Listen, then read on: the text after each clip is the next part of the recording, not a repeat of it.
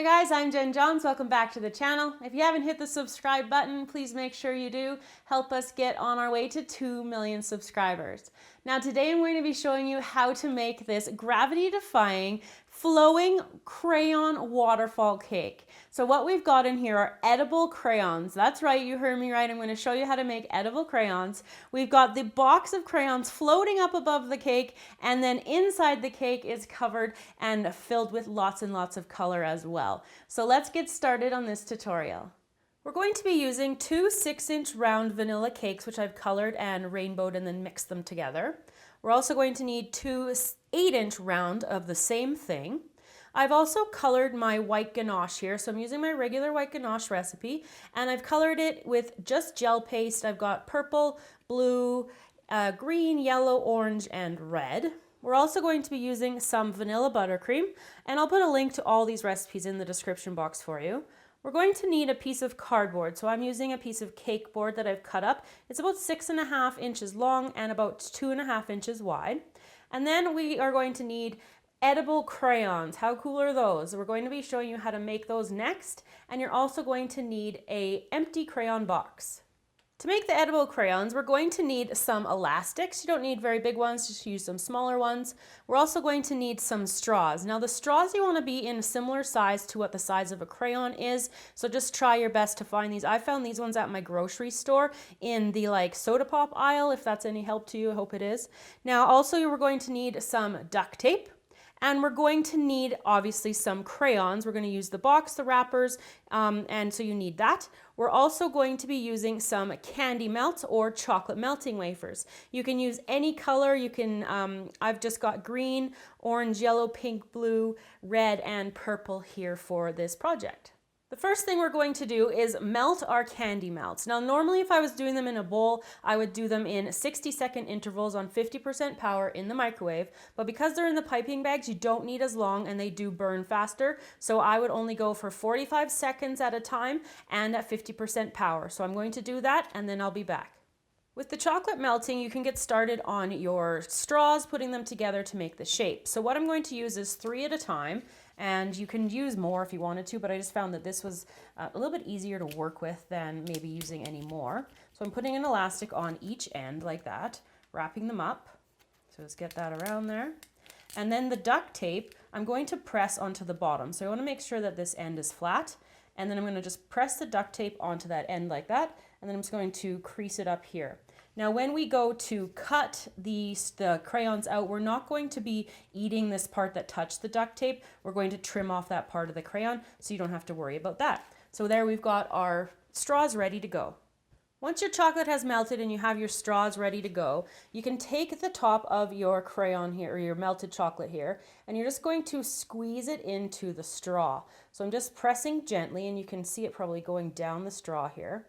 When we get to the bottom, what I found was a little bit easier is to use the same color for everything in the set of straws, so then you know if there's any mixing here, because it's going to come back up the top a little bit. And that's no big deal at all. We're just gonna break them off anyways.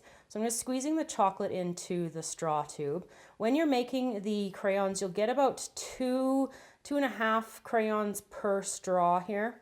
And I'm just gonna squeeze into this one again here. Once we've got all of our straws filled, you can pop them into the fridge, and that's gonna help them set a little bit faster being in the fridge. So once you've got them filled, you're just going to take this and just tap it a little bit in order to get the chocolate to settle, and then just keep filling. So once your chocolate has solidified inside the straws, we can go ahead and start to take it apart here. And that's not going to come off yet, so just break the chocolate off there. You can take that off. And then you can either just pull the duct tape off, or you can use the knife to slice it off here. And just pull that, and at this point the straws should break off like that. So what I've got here is the release straw. Now what I want to do is take my crayon, my real one, and I'm just going to leave a little bit of a gap there because I'm going to trim that off, and then I'm going to cut it to the same size as the crayon is here. So I'm just using a sharp knife, pressing down, and I'm going to do that trim right away so I don't forget about it, like that. And then to get out the crayon, there's a couple things you can do. One is to use a tool that's a similar size, and this is just a fondant tool here. And I'm just pushing See if we can get it to go here. I'm just pushing it out. Push, push, push. Here it comes. And go like that. There we go. Or another way is so I'll just trim off another one here. And another way to do this is to actually use this knife here, a really sharp knife. This way is way harder, so I actually don't suggest doing it. But what you want to do is just kind of like cut the straw here and then cut down the length of that here, and then you'll just remove the plastic afterwards. So that's how you get these out. Now you can sharpen the crayon like you would. You can use like the one that comes with the box, or you can use one that you've never used on anything else. It just gives a really cool effect. So what we're going to do now is take the real crayon, and what we want to do is remove the wrapper here. So I've just got my sharp knife and I'm just pinching it at the end. I'm just pressing into the crayon and just moving slowly. Try to get as straight of a line as you can. It doesn't have to be straight, but it just will be easier for you to attach it at the end. So we're just going to do that, cut that off, and then peel that off like that.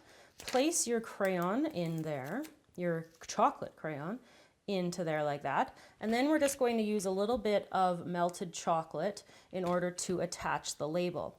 So for all of these crayons, for all of the colors of the cake, we're going to be using these crayons. So you want to make sure that you've got, for whatever colors you choose to use, I'm doing red, orange, yellow, green, blue, and purple. So I'm just putting a little bit of chocolate in there, and then just kind of squeeze that together, and then just spread that onto there. And then when it hardens and dries, you will have an edible crayon. So I've leveled off my two 8-inch round cakes, and I've attached my bottom one to a cake board. And you'll notice that it's offset. I've got less on this side and more on this side. And what that's going to allow for is the actual waterfall to like come and like spread a little bit more on this side of the cake. So right now we're going to stack our cakes. And in order to do that, I've got my white buttercream, and I'm putting a layer of it in between here, like that. And I'm just going to spread that on, like here. It's using a cake spatula to do this. And then what I'm going to do is take the second layer and just pop it on the top. Press that down, and then I'm going to continue and cover the whole entire thing in buttercream. So I'm going to repeat what I did to the 8-inch to the 6-inch here. So I've got my buttercream here, putting on a layer in between, and then I'm going to stack it up and get it on top here. Now underneath this one, I have a cardboard cake plate, and it's 6 inches. You want it to be the exact same size as your cake is. And then we're going to be stacking them after I've got these both covered completely in buttercream. Once we've got both of the cakes covered in the buttercream, we're going to be ready to stack them. So this is a wooden dowel. It's actually made out of bamboo, and you can also use straws if you don't have them. So I'm just going to insert this. I'm going to be using 3 different support dowels here, and I've just got an edible writer where I'm going to mark the height of the cake here. So I'm going to cut it there either with like a sharp knife or an X-Acto. You can even use wire cutters. Those work really well. But I've already got 3 cut here to size. So I'm just going to put those ones in. I'm just using the back of the dowel, the larger one, to push those ones in, and push this one in down here. And I'm situating the cake at the back here of the board like I did with when I put the actual cake onto the cake board itself. I've got the cake positioned towards the back as well because I want the 2 backs of the cakes to line up. So now I'm going to slide my smaller cake on top, lining up the back here. At the top of the cake here, I have cut a slice, which is going to be a guide for my cake board. And I took my cake board and I inserted it into the box here, so it just slides in and out like that. And you can adjust it however you want it. So what I'm going to do now is just take my board, and I'm just going to insert it into this cut, and I'm just going to press it down as far as I want it to go. If you can't get it down like as far as you want, you can also trim your board if you prefer it to do it that way. So I've marked where I want my ganache to pour here on the board, and I just used a toothpick and then you used an edible writer. And I'm going to start with my yellow ganache here. So I'm just going to follow my lines here, and you don't have to have anything being perfect at all. I'm just going to fill in this entire area. So I'm going up and down here because I want it to be relatively smooth. As it settles, it will definitely smooth out. So that I'm going to leave that till after. So I'm coming down to the next level and having that fill in. And then I can go back over it up here too. So I can go up to here again and then come down. And And I'm going to do this with each color, so I'll be black for the next color. Now I'm going to switch to my green. So I want to start out just kind of touching up against that yellow there. And you can always go back in with the ganache. You've got quite a few minutes that you can play with it. And just go on down the side here, back up. Then I'm going to follow it here, try to match that up. See, it'll just kind of like naturally flow beside the other color, which is kind of nice.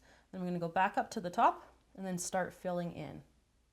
Now for the blue, we're going to go right up against the board here and then all the way down. Let that drip down and come all the way over here and then just fill this in again. And now for purple. Now on the purple one, I didn't put a line on the other side here because I just want it to be like a kind of like a natural flow out the side here. And we're going to continue it over a little bit too and then around to the back as well. So we don't need to worry about having that guideline on the purple here. So we're just continuing down here, getting that flowing, getting that down there. So I'm just going to finish off the purple now. And now we're going to do orange over here on this side. So I'm just going to do my guidelines first, let it drip down and fill the rest in. And our last color is red. And again, like with the purple on the other side, I didn't want to have like a guideline where to have that come out. So you can just do that however you see fit. So I'm just going to finish off the red. So I'm going to finish off the top here. Now what I've done is I've covered this part with buttercream, and that's going to take up as much room there. You don't need to fill up the whole thing. You're just wasting your time if you do that. So what I'm going to do now is just use a little bit of the ganache, and it should be a little bit cooler from when I first used it. So I'm just going to go up and make little stripes meeting the color from below. So to finish off with the ganache, we basically have to repeat what we did on the front, on the back here. So I'm just going to go up on the board here about the same height and then come down. But instead of covering the whole thing, I'm only going to bring down drips of ganache. So I'm going to do that with each of the colors. So to finish off the cake, all we have to do is press the crayon box all the way down to the bottom there. And then I'm going to add the edible crayon pieces. Now I've just chopped up some of those ones that we made before, and I want to press them into the ganache while it's still a little bit sticky. So I'm going to get these pieces in there. I'm also going to slice into the cake so you guys can see what it looks like, and I will be back to show you the finished product. So there you go, everybody, how to make this crayon waterfall cake. I hope you enjoyed learning how to make this gravity-defying box floating up above the cake. We've got the rainbow colors inside, and the best part, the edible crayons. Now, if you like back to school cakes or crayon cakes, I've got another jumbo crayon cake tutorial that I did a couple years ago, and I'll put a link to that in the description box. Thank you so much for watching. Remember to subscribe to the channel, and I will see you guys all again next time.